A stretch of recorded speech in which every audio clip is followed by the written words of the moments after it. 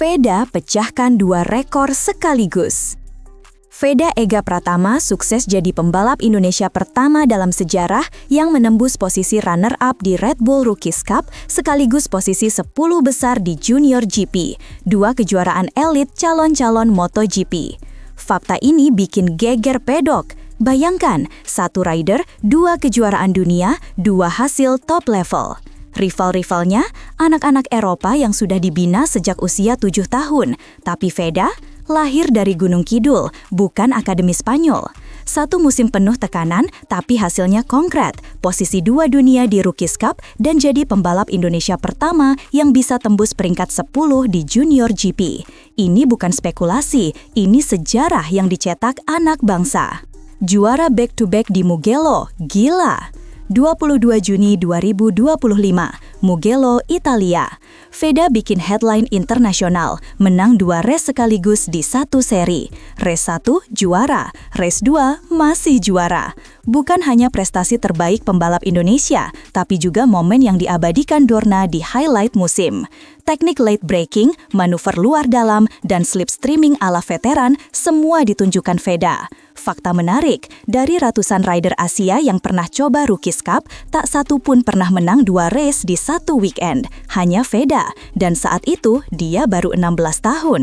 Kemenangan ini bikin banyak tim Moto2 melirik, bahkan rumor di pedok menyebut 1 tim top Honda sudah pantau sejak race Mugello itu.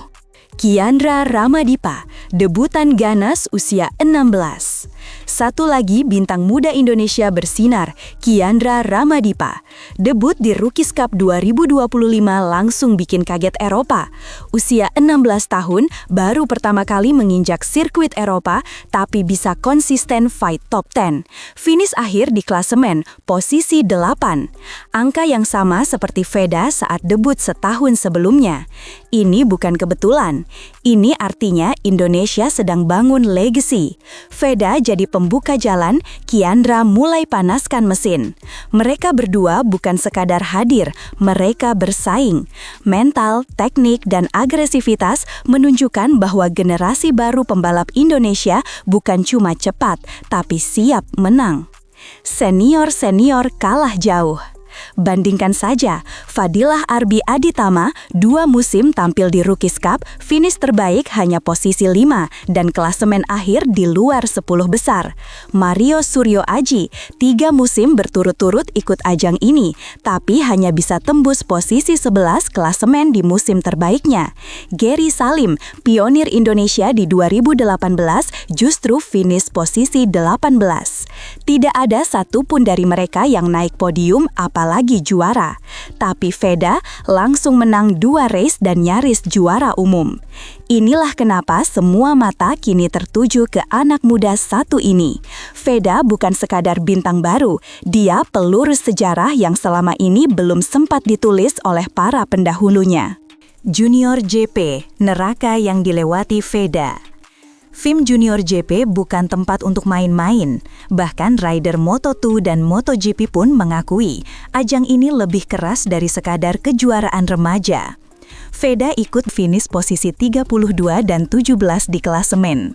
Mario Aji bahkan 3 musim ikut ajang ini, hasil akhirnya mentok di posisi 12.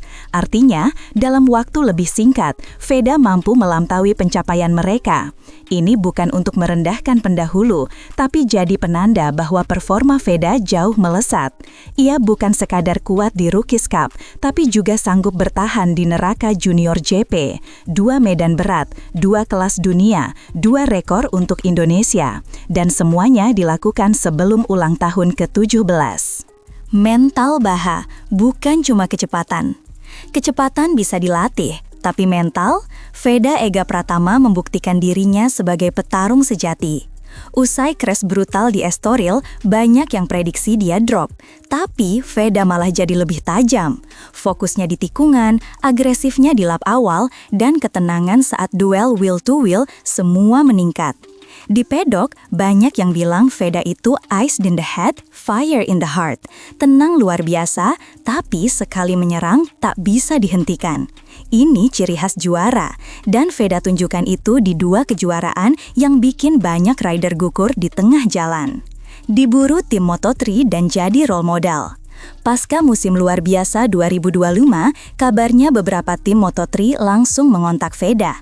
Bahkan, salah satu tim pabrikan dari Asia yang pernah menaungi rider seperti Ai Ogura dan Somkiat Chantra disebut-sebut langsung deal untuk 2026.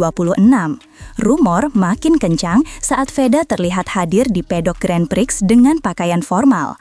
Tapi yang menarik, di balik segala kesibukannya, Veda tetap sempat beri semangat ke juniornya, Ramadipa. Ini jadi sinyal, dia bukan cuma bintang, tapi juga panutan. Veda bukan pembalap yang egois. Ia tahu perjalanannya bisa jadi inspirasi untuk ratusan rider muda Indonesia. Perbandingan keras, Rookies versus Junior GP. Red Bull Rookies Cup adalah arena sprint, start cepat, duel ketat, dan waktu latihan terbatas.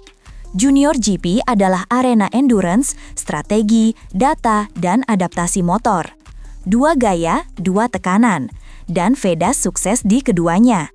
Tak banyak rider dunia yang bisa sukses paralel di dua ajang ini dalam satu musim.